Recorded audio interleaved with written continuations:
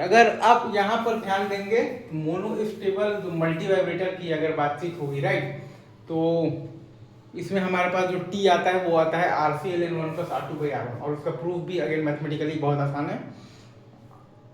हम लोग इक्वेशन जब लिखेंगे तो जीरो से वो VOL पर चार्ज हो रहा है और उसको पहुंचना है VOL R2/R1 और प्लस R2 बराबर आ जाएगा VOL × 1 - e⁻ आ जाएगा बेसिकली क्या आ जाएगा बेसिकली T/RC। टी आप निकालिएगा तो आ जाएगा RC × ln(R1 + R2) और बाई आ जाएगा आपके पास बेसिकली R1, मतलब कि RC × ln(1 + R2/R1)।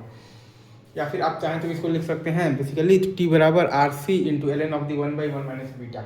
तो S बराबर आ जाएगा आपके पास 1/T, मतलब कि 1/RC ln(1 + R2/R1) और बीटा होता है आपके पास बेसिकली हमने जो डिफाइन किया है R2/R1 और प्लस R2। और ये मोनो स्टेबल मल्टी वाइब्रेटर का सर्किट, और आप चाहें तो ग्राफ वगैरह भी आप खुद से बना सकते हैं, कोई इसमें बड़ी बात नहीं है। अगर आप इससे पहले वाला चीज़ अच्छे से समझ गए हैं जो भी था अपने पास बेसिकली ए स्टेबल मल्टी वाइब्रेटर, तो मोनो स्टेबल मल्टी वाइब्रेटर में उसकी का एक मान लीजिए कि सबसेट है, ठीक है जी सर। यहाँ पर अगर आप ध्यान देंगे तो ट्रांस रेसिस्टर एम्पलीफायर की बात होगी तो Vp 0 है, Vn 0 है, तो Vn - V0/R बराबर है II, ठीक है। तो -V0/R बराबर है आपका II, तो V0 आ जाएगा बेसिकली -II × R।